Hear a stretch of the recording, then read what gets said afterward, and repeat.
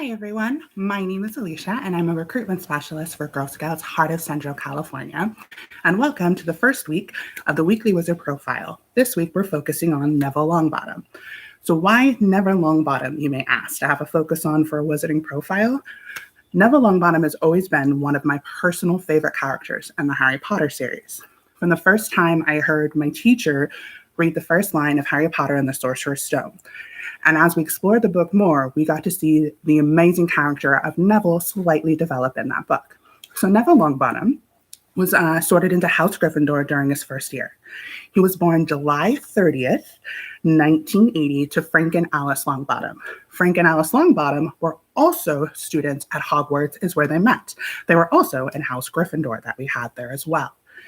So why Neville again? One of the things we're looking at of Neville is how such a small and subtle character in a series can be amazing, brave, and courageous. And Neville, to me, always represented different forms of bravery and strength throughout the Harry Potter films. So Neville, when we first kind of get to meet him and see him in the books or in the films, I'm a fan of both and I've read and seen both, is he's very shy, very clumsy, and introverted. He reminded me a lot of myself when I was a kid. I kind of related to that clumsiness and shy and being awkward around people. And if anything kind of weird or awkward could happen in front of people, it happened to him, it happened to me. One of his favorite sayings, why is it always me? And through the books, we kind of got to explore, and through the movies you got to see. Matthew Lewis' portrayal of him was quite fantastic and wonderful. So Neville, as I mentioned with his parents, Frank and Alex Longbottom, were Aurors. Aurors worked for the Ministry of Magic, kind of keeping people in check, essentially like our police force that we have in the non-magical world for us muggles here that we have. His parents were there. His parents fought up and went against Voldemort back at the beginning. That's before the Harry Potter series actually started. There was another bad wizard, witch called Bellatrix Lestrange, who unfortunately caused some harm to Neville's parents. So Neville wasn't able to be raised by his parents. He was raised by his grandmother throughout his life from the time that he was 16 months old. And so I think for Neville, he always carried that kind of weight around with him. I was like, as a kid, for his parents and what they fought for, trying to kind of overcome the Dark Lord with Voldemort. We'll call him Voldemort. We won't go with you must not be named. So with Neville, when we meet him and Harry Potter and the Sorcerer's Stone, or Harry Potter and the Philosopher's Stone, depending where you're at, I was like, that may be the title of the first book. First movie is Harry Potter and the Sorcerer's Stone. He had that first awkward moment when he met Harry and Ron, and then you kind of get to see him in the movie with the sorting hat. And he was a little shy in that way and a little clumsy and tripped over his words and tripped over himself. And there was the kind of escaping and the surprise with Trevor when they were doing broom practice and the different things they had as well too, which was kind of cool. But I think for me, you really got to see Neville shine when towards the end of the film and the end of the book, when Harry, Ron, and Hermione, one of the world's most famous trios, were going to try and stop Snape, what they thought of stealing something with the stone. I was like, and he was standing up to them because their actions had already seen House Gryffindor lose points. And he stood up to three people who were his friends to try and get them to stop. Of course, Hermione cast a spell. I was like, and they went anyways. I was like, to have that, but he still stood up to them. So what we're talking about with Neville and how I mentioned with him is bravery. There are different forms of bravery, and throughout the Harry Potter series, Neville Longbottom expressed and showed all sorts of different forms of bravery.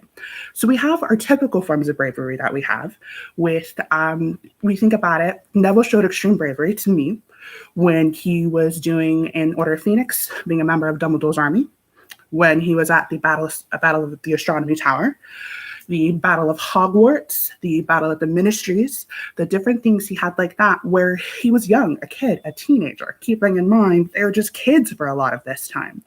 And he knew what was right and he knew what was wrong. And he knew the different things that were happening were not right. And he tried to stand up for them and fight for them. And he did. In the Battle of Hogwarts, spoiler alert, if you haven't read the final book or seen the final movie, he killed Nagini, the snake, Voldemort's last Horcrux. If you haven't know what a Horcrux is, do a little bit of research. It's pretty fun for the Harry Potter films. And by that way, it allowed for Harry to have that final duel with Voldemort. I was like that he had there for that. So to me, those were prime examples of the different ways that the way we usually think of bravery, that Neville Longbottom showed bravery. But Neville, to me, also in the books, showed bravery in many different ways and how other people can show bravery in different ways. So in The Sorcerer's Stone, when Neville stood up to his friends, you're talking this shy, awkward, clumsy kid, a little hard at knowing people and getting to know people, stood up to Harry, Ron, and Hermione to try and stop them from going, to try and stop them from getting their house in trouble again, that as they had throughout the book and throughout the movie. One of my favorite quotes in the Harry Potter franchise comes from Dumbledore. It says, "It takes a great deal of bravery to stand up to your enemies, but just as much to stand up to your friends." Because sometimes when we're spending time with our friends and they're doing something we may not like or think is a good idea, or if it's bad, we may just go along with it because we're a little scared or we're too intimidated to stand up. Neville could have just let them go and let them do what they wanted to do, but he knew it wasn't the best choice, the right choice, and he had to do something about it. That is an amazing form of bravery, to be able to stand up to your friends.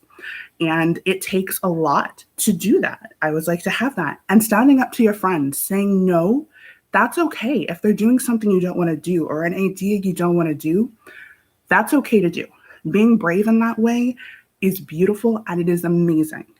Another form of bravery that I found, and I really loved with Neville as we're getting through the series, was in Order of the Phoenix, when he and Harry were talking in the room of requirements, and Neville opened up to Harry for the first time really about his parents, Frank and Alice, and we found out about what happened with them at the hands of Bellatrix and the other Death Eaters they had in there.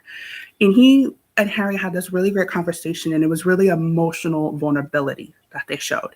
And they talked about their emotions and their heart and kind of who they are and what they are about his parents and his memories.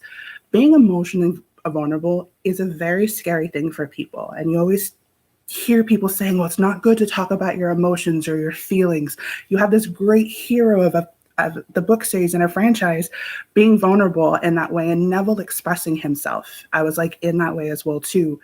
And so to open up about your feelings, though it may not seem like this great feat, that is a very beautiful form of bravery as well, to be honest about how you feel and what you feel, and to be able to share your feelings, because that can be a scary thing to do. And to me, besides those obvious forms of bravery that Neville had with the different battles he participated in, those are two forms that always came to mind. And it was his first one of standing up to Harry, Ron, and Hermione that made him one of my favorite characters throughout the book series and throughout the films. So my question for you is, how are different ways that you've shown bravery in your life? Different ways that you can be brave? Maybe taking that moment to have that conversation about how you're feeling, that Neville and Harry talk about their feelings. You talking about your feelings too is a good thing as well. Look at how you define bravery, what you see as brave. I was like for that as well. How can you be brave? How can you redefine what bravery means? Keeping in mind, it's not always that heading straight first into action. It may be those subtle moments like what Neville had for there as well. Neville is still one of my favorites. I loved him in the books. One thing I did love about the movies with Neville's characters at the end of Harry Potter and Harry Potter and the Deathly Hallows Part 2, he admitted that he had to go find Luna because he wanted to tell her he was feelings for her, or his quote, he was hot for her. But in the books, he wound up marrying Hannah Abbott. Neville did for a period of time after he went back and completed his 7th year, spent time as an Auror before becoming a professor of herbology at Hogwarts for that as well. So Neville, though he did still in the aftermath of the final battle, I was like the Battle of Hogwarts that they had there, he still fought a little bit afterwards, but he was able to find his place and his peace in the world that he loved more, as we thought throughout the books, his knack for herbology and different things for that as well too. So with bravery and keeping Neville in mind, think about how you define bravery. Think about how you look at bravery. And what are ways with everything that you have going on right now, that being at home, even amongst your family, that you can show different ways of how to be brave and how to refine your words of brave. So this is Alicia signing off. I look forward to talking with you next week. We'll be talking about the characteristics and aspects for House Slytherin next week. So I look forward to it. Have a wonderful rest of the day.